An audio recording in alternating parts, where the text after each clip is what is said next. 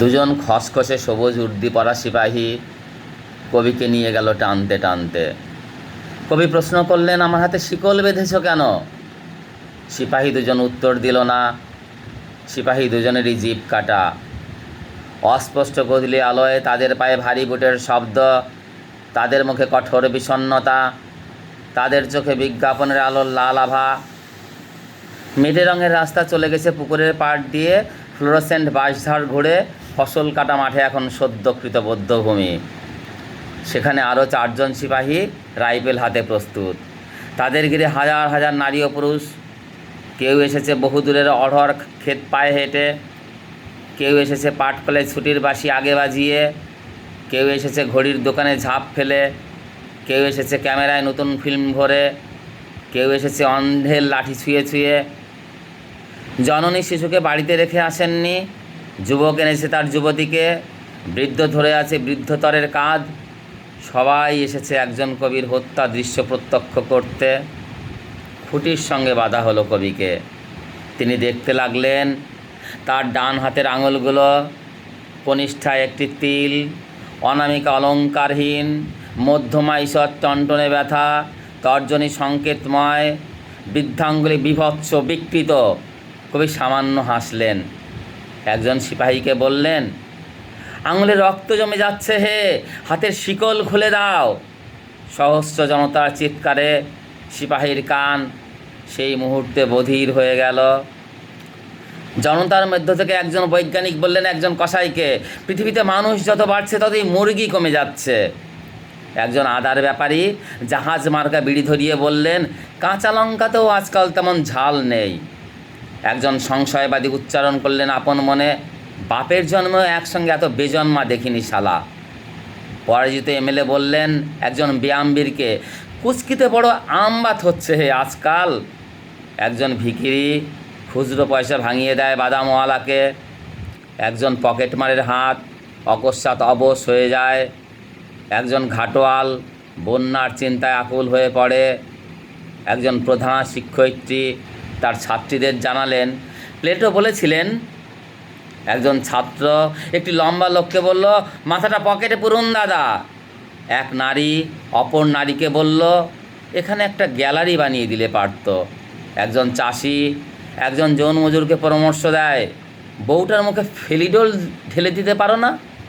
একজন মানুষ আর একজন মানুষকে বলে, রক্তপাত ছাড়া পৃথিবী উর্বর হবে না। তবু একজন সমস্যায় চেঁচিয়ে উঠল, এ তো ভুল লোককে এনেছে, ভুল মানুষ, ভুল মানুষ। রক্তগোধূলির পশ্চিমে জ্যোৎস্না, দক্ষিণে মেঘ বাঁশবনে ডেকে উঠল বিপন্ন শেয়াল। নারীর অভিমানের মতন পাতলা ছায়া ভাসে পুকুরের জলে। ঝুমঝুমের মতন একটা বকুল গাছে কয়েকশো পাখির ডাক। কবিতার হাতের আঙুল থেকে চোখ তুলে তাকালেন। জনতার কেন্দ্রবিন্দুতে রেখা ও অক্ষর থেকে রক্ত মাংসের সমাহার। তাকে নিয়ে গেল অরণ্যের দিকে। ছেলেবেলার বাতাবি লেবু গাছের সঙ্গে মিশে গেল হেমন্ত দিনের শেষ আলো।